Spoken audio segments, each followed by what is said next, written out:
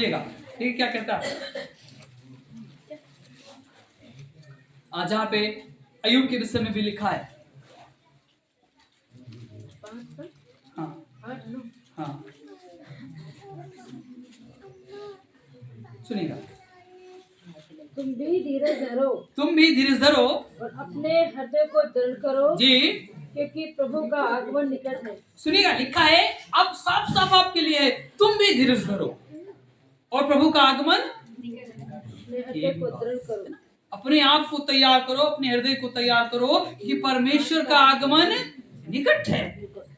जैसे बारिश होने से फसल का होना निकट होता है, वैसे ही आपके धीरज धरने से जो आप अपने आप को तगड़ा बनाते हैं, धीरज धरते हैं, दृढ़ बनते हैं, तो ये जान लो कि परमेश्वर का आगमन निकट है। हालेलुया। आपको धीरज बनाए रखना। और आगे क्या लिखा है?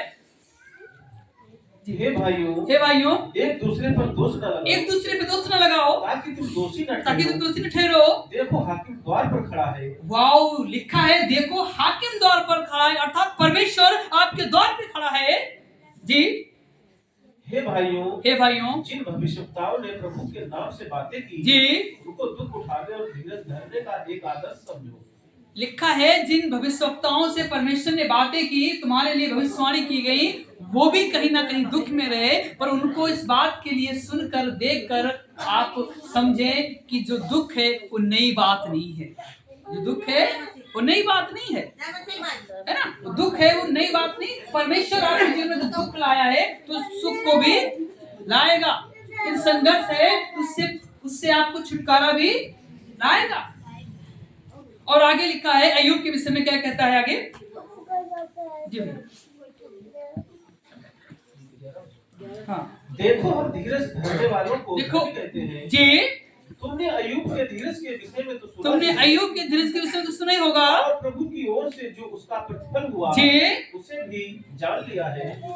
लिखा है तुमने अय्यूब के विषय में तो सुना होगा, उससे बहुत बीमारी आई, बहुत उसका सब कुछ नष्ट हो गया, जो भी राजपाट था सब चला गया, पर उसने धीरज।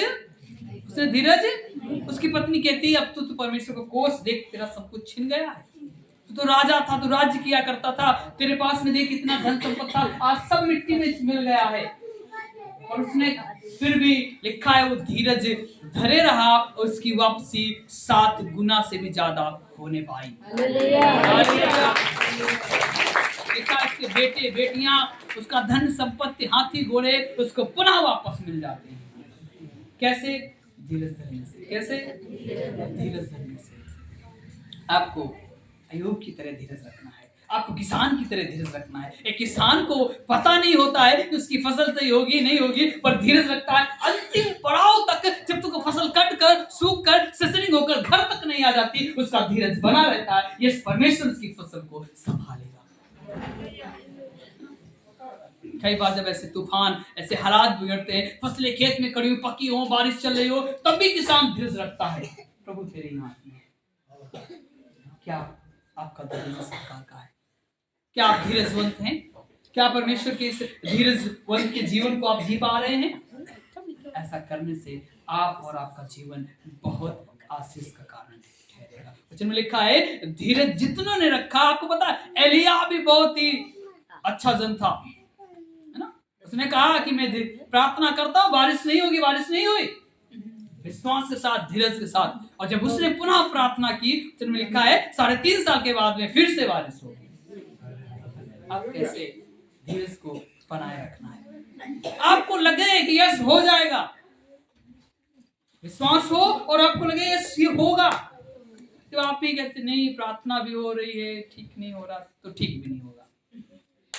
डॉक्टर कितना भी कोशिश कर ले, जो आपके पास में धीरज होगा, आशा होगी, नहीं प्रार्थना की जा रही है, ट्रीटमेंट भी चल रहा है, यस परमेश्वर चंगा करेगा, उठाकर खड़ा करेगा। Hallelujah, hallelujah. मेरे प्रियो, परमेश्वर है जो आपको उठाकर खड़ा करता है और आपको चंगा करता है। हालेलुया। एक और धीरज पे पहला पत्र